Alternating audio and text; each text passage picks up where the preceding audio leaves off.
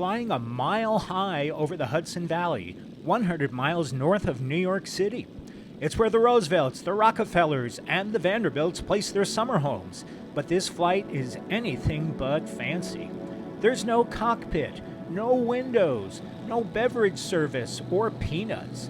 It's just a seat, a pair of goggles, a pilot, a loud propeller, the wind at your face, and a great view.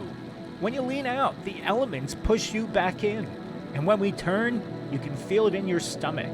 But 100 years ago, this was luxury air travel. How did I get here? Well, I visited the Old Rhinebeck Aerodrome in Rhinebeck, New York, and this was just part of the fun at this unique museum and air show. It all started with a young man named Cole Palin. Palin, born in 1925, grew up outside of Poughkeepsie, New York. He joined the Army after high school, just in time for the Battle of the Bulge.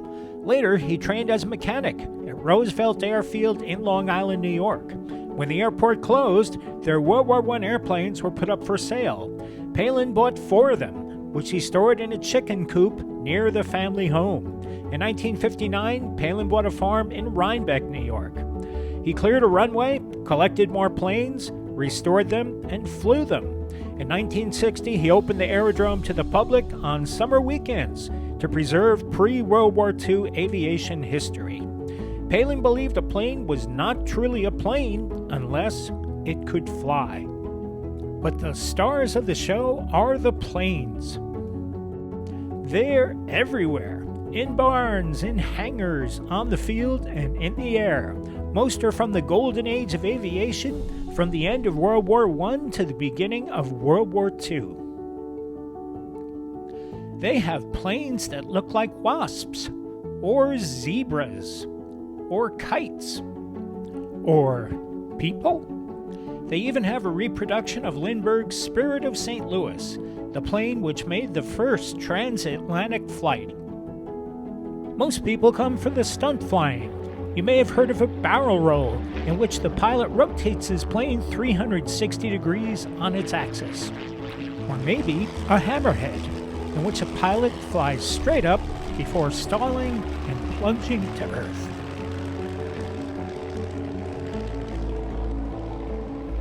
Or maybe an inside loop, in which the pilot flies upwards until they're backwards and upside down, and then descends and completes the circle. Or a parachute jump made with literally flying colors. The sky is your theater.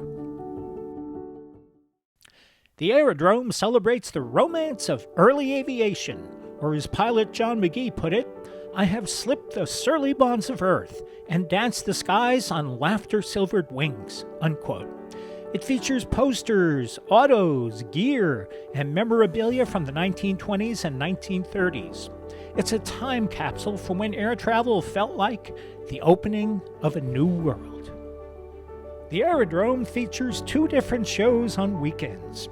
The Saturday History of Flight program highlights the pre-World War I era and the golden age of aviation in the 20s and 30s.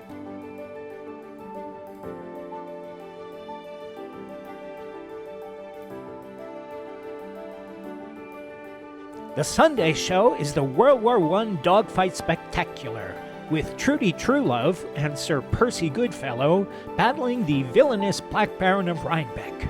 It features a wedding, a kidnapping, a bombing, many chases, and a happy ending. You can boo and cheer as loud as you like. I asked 2 of the aerodrome staff what the Living Museum can teach us today. Mike Fisher serves as secretary and part-time announcer. My name is Mike Fisher, and I've been at the Old Rhinebeck Aerodrome since 1961 or 1962. I honestly don't remember. It's been a long time. I grew up here. I guess if someone were to ask me what the aerodrome means to me, it's living history. And that is really important because people think of us as a tourist attraction, but we are a museum chartered by the state of New York. It's just that our exhibit hall skies over Old Rhinebeck. And so we've got 70 great examples of history from the pioneer era before World War I, from World War I, and from the golden age of aviation, which takes place between World War I and World War II. So what does it mean to me? I guess personally, it's family, it's history. I've always been here. I've always been part of it, it seems. It gets to the point where sometimes the air show is a little more real than reality. Trudy Truelove and Sir Percy Goodfellow and the Black Baron of Rhinebeck, I know more about them than I do about some of my really good friends. So that's what the aerodrome means to me. My name is Bridget Donnelly, and I think that the aerodrome teaches young people to celebrate war instead of peace, or to celebrate peace instead of war, not war, because we want everyone to live in the show, of course, and it also teaches them about history. And I know I've learned a lot just in my couple weeks of being here, and it's a really just great experience. Which brings me back to the aerodrome flight experience. For a fee, you can be a barnstormer and enjoy a 10-minute ride in a 1929 New Standard D-25, designed for use at the flying circuses of the 20s and 30s. It's a bumpy takeoff, but a thrilling experience. And when you're in the air, you can't help thinking of the aerodrome as a time machine, gliding us through the past, but pointing us toward the future, too. Perhaps a future of pilotless flying cars, with internet service, cappuccino makers, widescreen TV, and mini fridge, all standard. Let the dreaming begin.